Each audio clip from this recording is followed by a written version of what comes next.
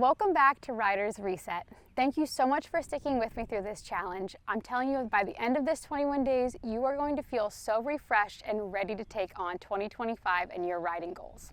So for today's video, I have another horsemanship exercise for you, and we're going to be wrapping polo wraps.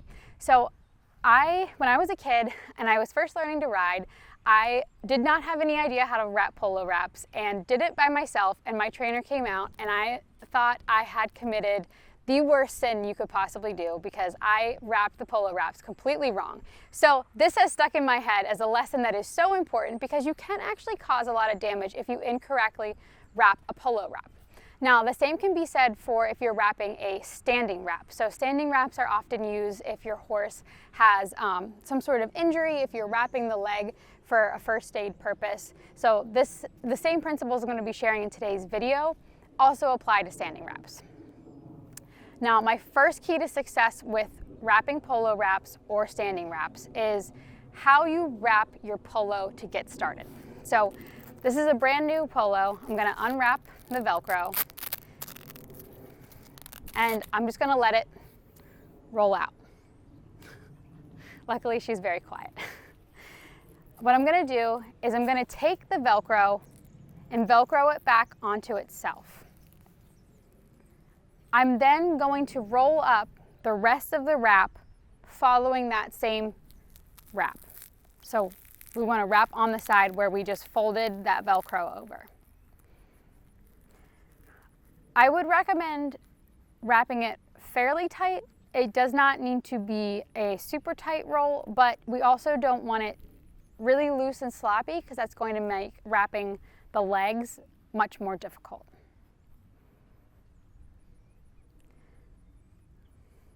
If you are wrapping a standing wrap, what I'll often do is I'll put the pillow part of the wrap inside of my polo wrap. So we'll wrap it all together and it makes it super simple for wrapping legs.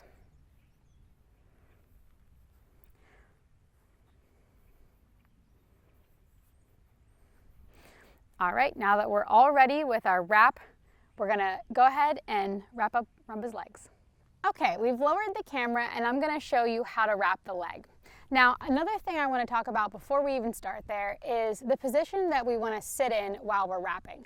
I would never wanna sit on the ground, no matter how quiet the horse is, to wrap a leg. We also don't wanna sit on a stool or a chair or anything because if the horse were to become spooked by something, they could possibly get themselves entangled in the chair and injure themselves further. So we want to keep everything away from this situation and just be in a kneeling position while you're wrapping.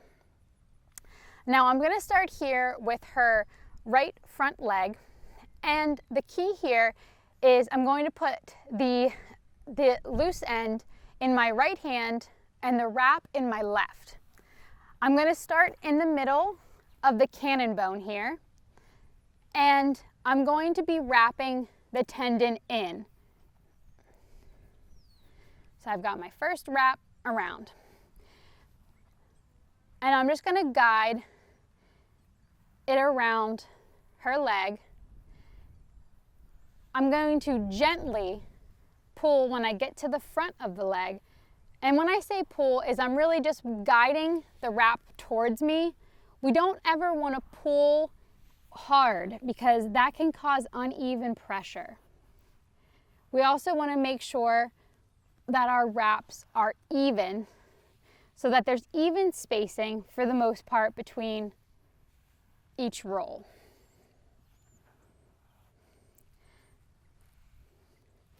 Now the key is we want to again be wrapping the tendon in, and that's because it's better for the horse's leg. You'll also find that when we finish the wrap,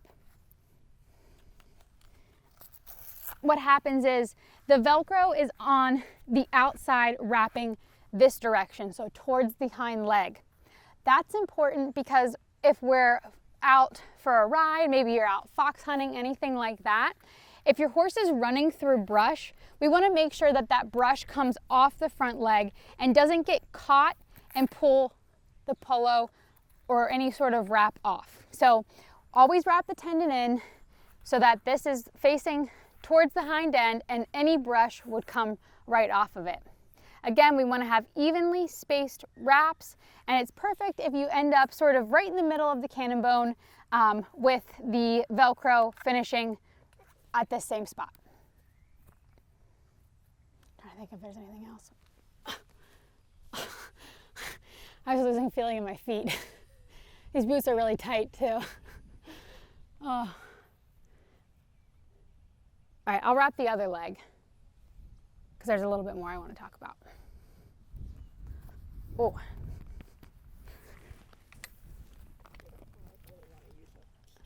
Yeah. I mean, really, like, she is very good. I could lean on the ground, but I don't want to set a bad example. Yeah.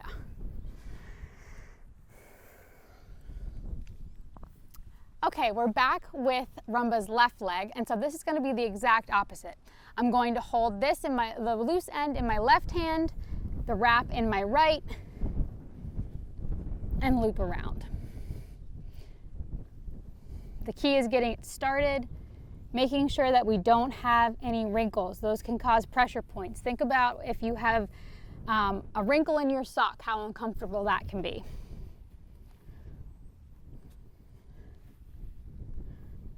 I like using polo wraps when I'm jumping or if I'm doing some trail riding as just a way to protect my horse's legs.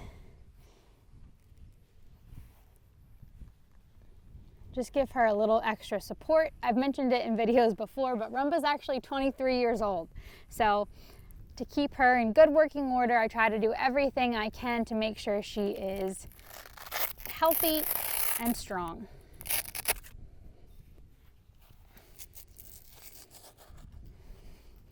And there you have it. That's how you wrap polo wraps. Again, standing wrap is going to be a very similar wrap. We're going to make sure that we're wrapping the tendon in and we don't want any pressure points, even wraps. So this is a great skill to practice. You could even practice on any sort of pull. So anything that's maybe not a horse's leg, just to get that feeling of how snug you want to make your wrap. This is another great skill that you might want to pull a more advanced rider in. Make sure that you're doing things correctly, just because again, we can do some damage if we're not wrapping correctly, but I guarantee you if you spend a little bit of time around horses, you will need to do a wrap of any sort, so it's a great skill to practice. Thank you so much for watching today's video. We'll be back tomorrow with another exercise. Thank you so much for being a part of this riding reset. I am so excited to be on this journey with you. We'll see you tomorrow.